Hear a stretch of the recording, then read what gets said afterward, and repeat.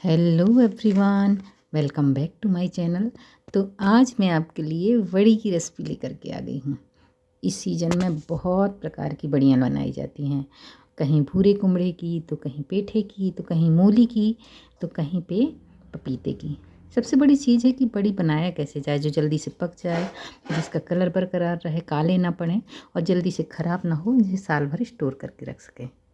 तो आज ऐसे ही टिप्स शेयर करूंगी जिससे आपकी बड़ियाँ भी परफेक्ट रहें और साल भर सुरक्षित रहें।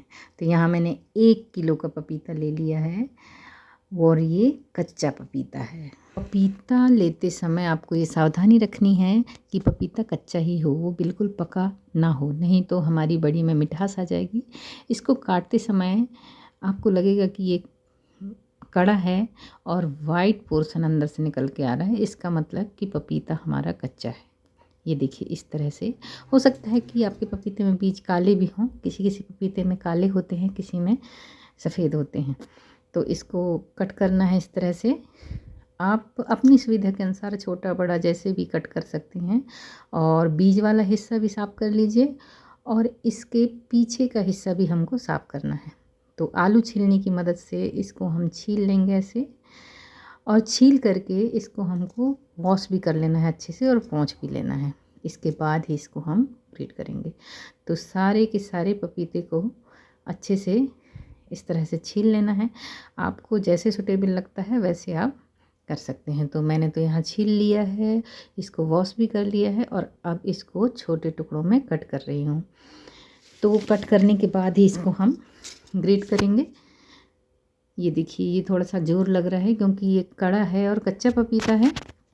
तो ग्रेटर ले लिया है मैंने स्टील का। यहाँ पे आप कोशिश करिए कि स्टील का ही ग्रेटर लीजिए, लोहे का बिल्कुल मत लीजिए, नहीं तो आपका जो पपीता है वो काला पड़ जाएगा और इसी के कारण आपकी बड़ियाँ भी काली नज़र आएंगी।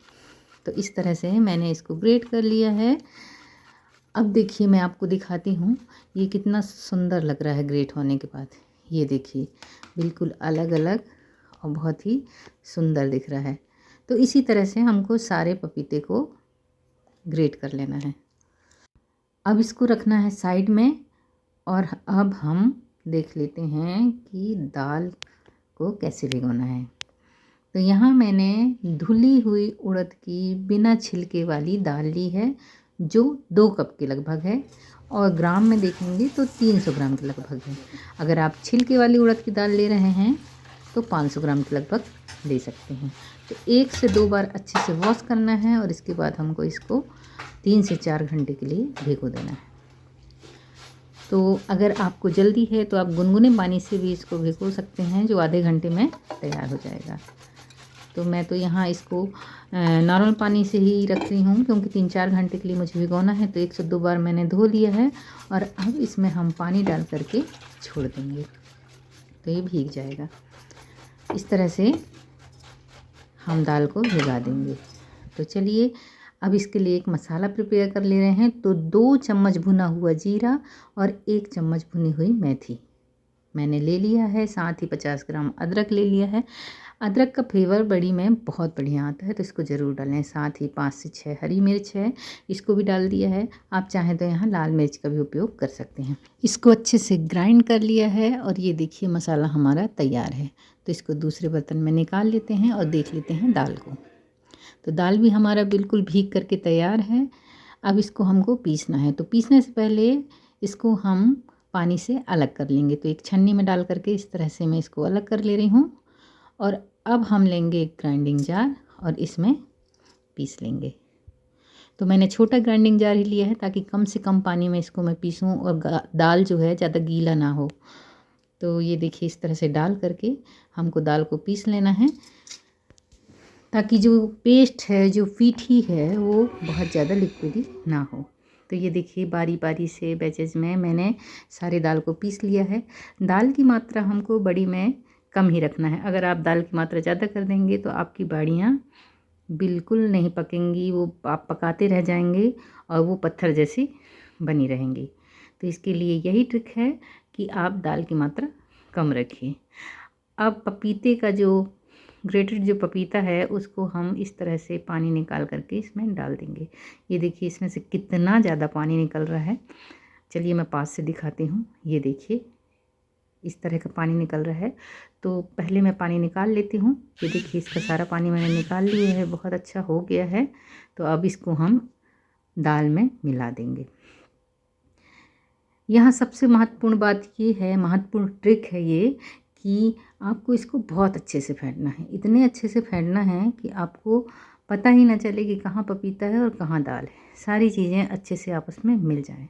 लगभग 5 से 7 मिनट तक आपको इसको कंटिन्यू इस तरह से फेंटते जाना है।